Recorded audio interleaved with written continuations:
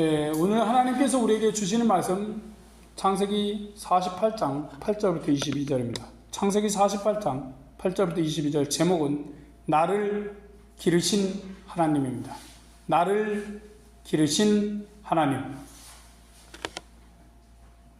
우리가 인생의 끝자락에 다다랐을 때 무엇을 기억할까요? 화려했던 성공? 아픈 실패? 사람들의 인정과 배신? 지금까지 우리 인생을 돌아보면 현재에 있기까지 수많은 손길이 있습니다. 그렇죠? 부모님의 손길, 스승의 지도 편달, 친구의 동행 등이 생각나죠. 그러나 무엇보다 인생의 모든 순간을 지켜주시고 이끌어오신 분은 우리 하나님이십니다.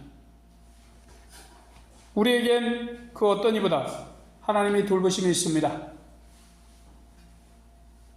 가정 형편이 어려워 어릴 적부터 아르바이트를 병행하며 학업을 한 청년이 있었습니다. 부모님은 이혼하고 경제적으로 정서적으로도 버거운 시간을 보냈어요.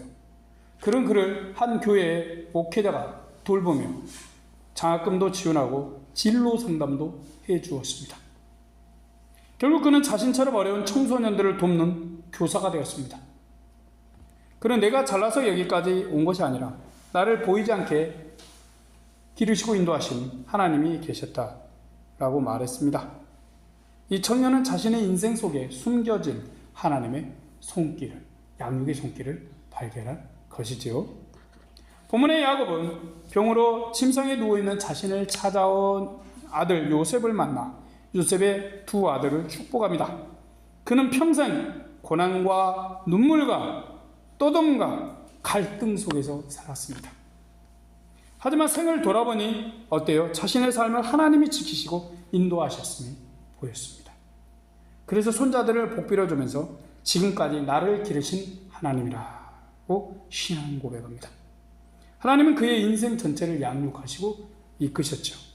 부는 이삭이고 모는 리브가지만 진짜 참 부모는 하나님이셨습니다. 이 시간 나를 기르신 하나님이라는 제목으로 말씀을 생각해 보겠습니다.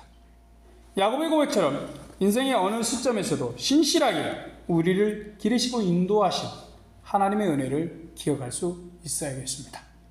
오늘 우리도 이 고백을 되새기며 지금까지 하나님께서 우리를 어떻게 길러오셨는지 말씀 속에서 깊이 생각해보는 시간이 되길 바랍니다. 야곱은 몸이 아픈 중에도 손자들을 축복하기에 힘을 내었습니다. 14절입니다. 이스라엘이 우슬을 펴서 찾아 에브라임의 머리에 얹고 좌수를 펴서 므낫세의 머리에 얹으니 므낫세는 장자라도 팔을 어긋맞겨 얹었더라. 야곱은 너무 늙어가지고 시력이 약해져 손자들을 분간하지 못합니다. 이렇게 육신은 약해졌지만 영혼은 하나님을 향해 더 맑아졌어요. 그런 아버지를 도와 요셉은 장자 므낫세를 야곱의 오른손 앞에, 찾아 에브라임을 왼손 앞에 두었습니다. 야곱은 그들을 아들들처럼 대하며 복을 빌어줍니다. 그는 자신이 받은 상처를 하나님의 도우심으로 회복했습니다. 자신도 회복하고 자신의 가문도 회복했어요. 이어서 자식 세대를 넘어 이제 손자 세대까지 하나님을 믿는 신앙을 확장하고자 합니다. 자신은 아버지 이삭에게 차별을 받고 형 에사오의 관계 속에 상처받았습니다. 그러나 이제는 자식들 간의 차별이 아니라 믿음으로 다음 세대를 세우려고 합니다. 그는 믿음의 눈으로 에브라임을 먼저 세웁니다. 이것은 단순한 순서 바꾸기가 아닙니다. 하나님의 주권과 그분의 인도하심을 믿는 선택인 것이죠. 야곱은 실패와 상처가 많은 인생이었습니다. 그런 자신을 끝까지 길러주신 하나님을 기억합니다. 이제 그는 다음 세대도 하나님께서 인도하시고 길러주실 걸 믿습니다. 그런 야곱은 손을 어긋나게 하여 에브라임에게 오른손에 축복을 줍니다. 요셉은 이것을 반대하지요. 하지만 그는 에브라임이 더 큰 자가 될 것이라는 하나님의 뜻을 따릅니다. 19절입니다. 아비가 허락지 아니하여 가로되 나도 안다. 내 아들아 나도 안다. 그도 한 족속이 되며 그도 크게 되려니와 그 아우가 그보다 큰 자가 되고 그 자손이 여러 민족을 이루리라 하고, 요셉은 아버지의 오른손이 첫째 므낫세가 아닌 에브라임에게 놓이자 마음에 안 들어서 바꾸려고 합니다. 그러나 야곱은 나의 아들아 안다, 나도 안다 라고 말하죠. 세상적으로는 므낫세가 요셉의 첫째입니다. 하지만 하나님의 인도하심을 따라 둘째 에브라임에게 장자의 권리를 줍니다. 이 장면에서 이스라엘을 향한 하나님의 주권적인 은혜와 놀라운 인도하심을 봅니다. 인간의 질서와 계획보다 하나님의 뜻이 우선하고 있습니다. 야곱 자신도 둘째였죠. 그렇지만 하나님의 선택을 받았습니다. 이제 하나님의 인도하심을 손자들에게 동일하게 적용합니다. 모든 혼란과 고난 속에서도 하나님의 야곱을 놓지 않았습니다. 그런 이유로 사랑하는 내 조부 아브라함과 아버지 이삭이 섬기던 하나님, 나의 출생으로부터 지금까지 나를 기르신 하나님이라고 고백합니다. 15절입니다.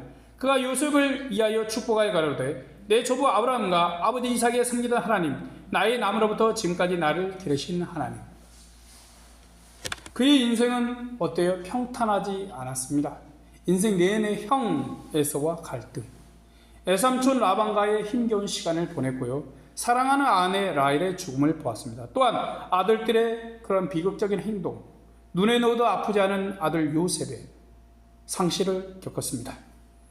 그럼에도 그는 그 모든 것을 뛰어넘어서 하나님은 나를 기르셨다라고 고백합니다. 히브리어로 기르신다는 뜻은 양치기처럼 돌보며 인도하신다는 의미죠. 이 말은 하나님이 단지 보호하셨다는 의미가 아니라 뭐예요? 양육하시고 인도하시고 성장시키셨다는 고백인 것입니다.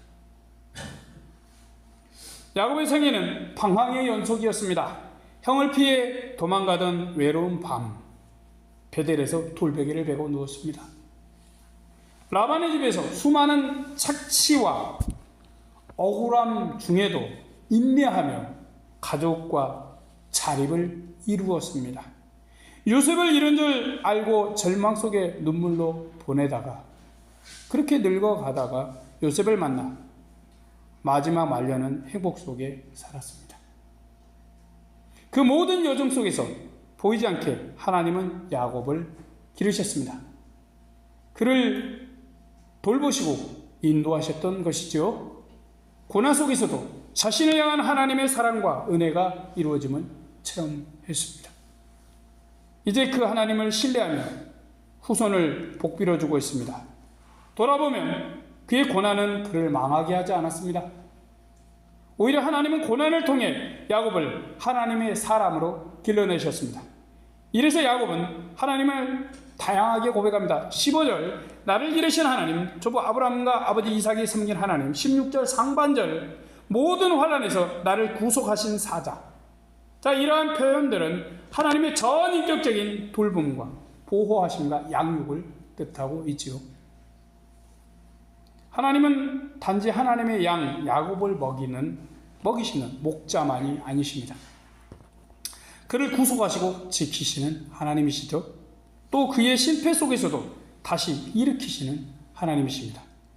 야곱은 나쁜 환경, 상처 많은 가족사, 험난한 인생에도 불구하고 하나님 덕분에 여기까지 왔다라고 고백합니다. 사무엘처럼 에베네서 여기까지 인도하셨다 하나님. 자신이 살아온 게 아니라 하나님이 지금까지 살아오게 하셨다는 것입니다. 그런 것은 요셉에게 세겜을 유산으로 주며 미래를 준비하게 합니다. 22절입니다. 내가 내게 내 형제보다 일부분을 더 줬나니 이는 내가 내 칼과 활로 아모리 족속의 손에서 빼앗은 것이니라. 야곱은 요셉에게 특별히 세겜 땅을 주겠다고 말합니다. 세겜 땅 유서가 깊은 곳이죠. 자식들을 살육하고 범죄한 땅이에요. 그 땅은 훗날 요셉의 뼈가 묻히는 곳이 됩니다. 이곳은 약속의 땅을 상징합니다. 약속의 땅이라고 특별한 게 없고 하나님이 주시는 약속의 땅이 되는 것이죠. 야곱이 아직 얻지는 못했습니다. 그래도 그는 하나님의 약속을 믿고 자신을 기르신 하나님을 믿습니다. 그리고 마치 자기 후손들이 칼과 활로 취하는 것을 내다보면서 자기가 하는 것처럼 예언하고 있습니다. 그 까닭에 하나님께서 아들들, 손자들도 기르실 줄을 신뢰합니다. 야곱은 죽음을 앞두고 요셉에게 하나님이 인도하실 미래를 준비케 합니다.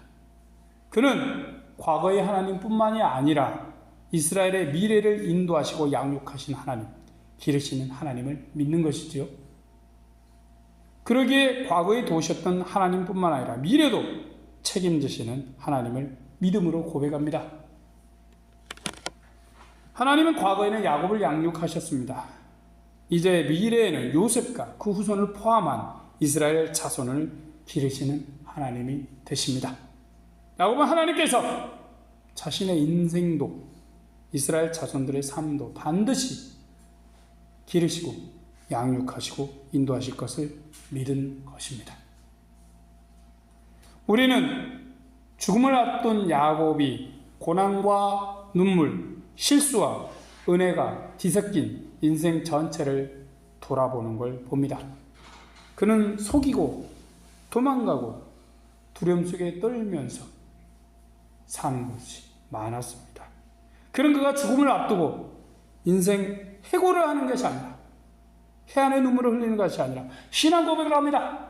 참 멋지죠? 나를 기르신 하나님. 이 한마디는 야곱의 인생 전체를 요약합니다. 이것은 한 노인의 깊은 신앙에서 나온 참 고백이라 봅니다. 우리는 하나님의 은혜가 야곱의 실수보다 더 컸음을 압니다.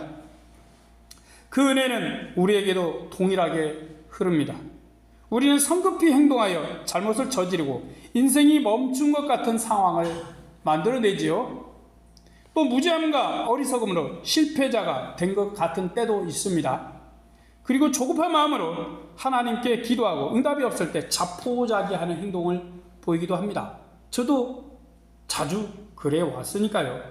지금에서야 정신 차리고 있지만 왜 하나님께서 계속 한 번도 변하지 않고 나만 그냥 왔다 갔다 한다는 것을 서서히 깨달으면서 아, 내가 야곱이구나를 깨달으면서 점차 흔들리지 않게 됐어요. 대단히 잘난 게 아니라 하나님이 계속 인도하신 거죠. 자, 그럴 때 이렇게 막 자포자기 할 때 하나님은 어떠실까요? 우리처럼 성급히 행동하시고 무지한 행동을 하실까요? 그런 태도를 보이실까요? 또 조급하게 움직이실까요? 그렇지 않습니다. 우리와 달리 하나님은 우리를 인내하며 도우십니다.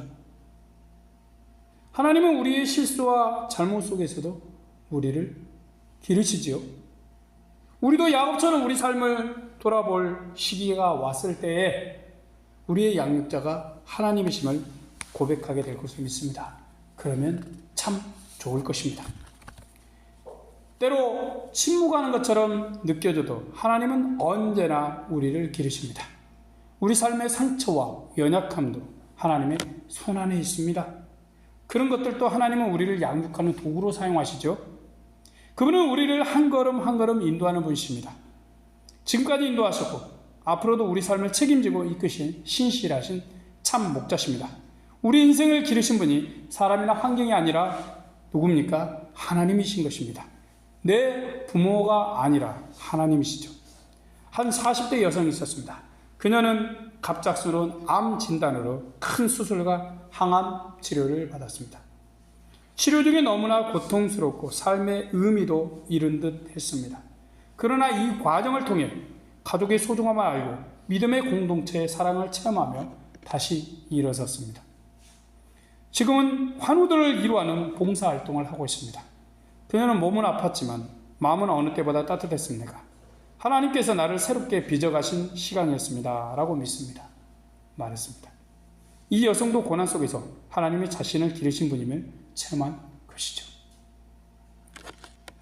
야곱은 인생 종착역에 가서 삶을 돌아보고 하나님의 신실하신 기르심, 돌보심 알고 나를 기르신 하나님이라 고백할 수밖에 없었습니다.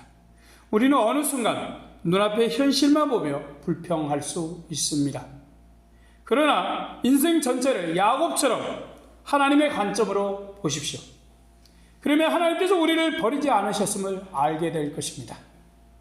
하나님은 우리를 양육하셨고 돌보셨고 구속하셨습니다. 지금도 기르시며 미래까지 책임지십니다.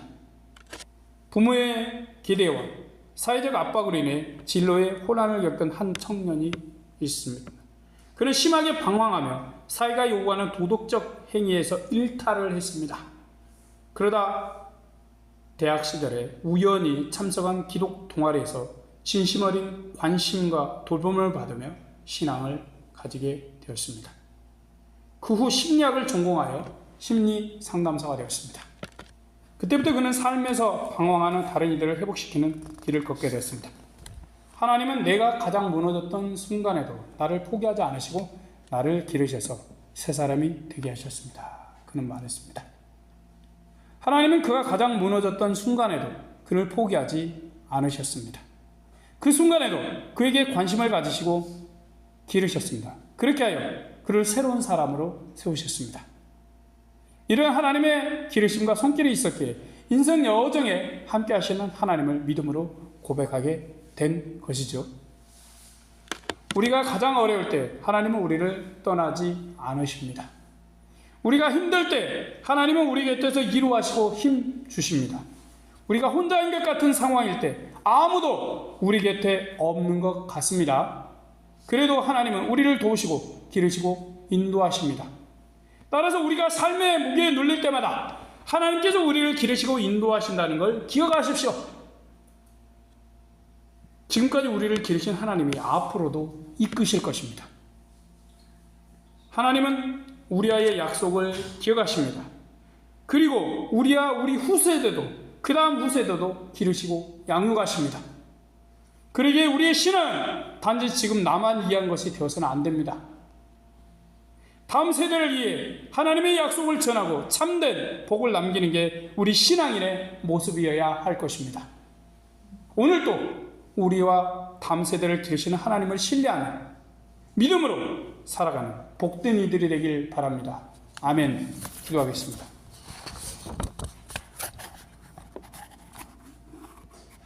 우리를 기르시고 양육하시고 인도하신 하나님, 우리의 영원한 참 목자시며 우리 양떼들을 푸른 초장 맑은 물가로 쉴 만한 곳으로 인도하시는 귀하신 하나님 감사합니다. 하나님, 우리 삶을 돌아보면 정말 허물투성이 잘못투성이 별일을 다 했습니다. 그런데도 여기까지 하나님은 우리를 인도하셨습니다. 어떨 때는 못 살겠다, 삶이 왜 이렇게 힘들까, 버겁다, 미래가 없는 것 같다, 우리가 살아갈 수 있을까? 라는 생각을 합니다. 하나님은 그때 안 보이시고 안 계신 것 같습니다. 하지만 그래도 억지로라도 기도하고 믿으려고 발버둥 치고 기도가 나가다 보면 하나님께서 인도하시고 계신다는 것을 몸소 체험할 수밖에 없습니다.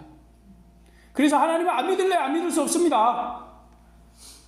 전능하신 하나님, 과거에도 우리를 기르시고 지금도 양육하시며 미래에도 인도하실 하나님 감사합니다. 야곱의 하나님, 그 하나님이 저의 하나님이 되시며 우리의 하나님이 되심을 고백합니다. 전능하신 하나님, 우리를 바른 길로 인도하여 주시옵시고 잘 가르쳐 주시옵시고 아버지 하나님 사랑으로 길러주시옵시고 저 천국에서 하나님을 만나는 그날까지 역사하여 주시옵소서. 모든 영광 하나님께 돌리며 우리 구주 예수님의 이름으로 기도드립니다. 아멘.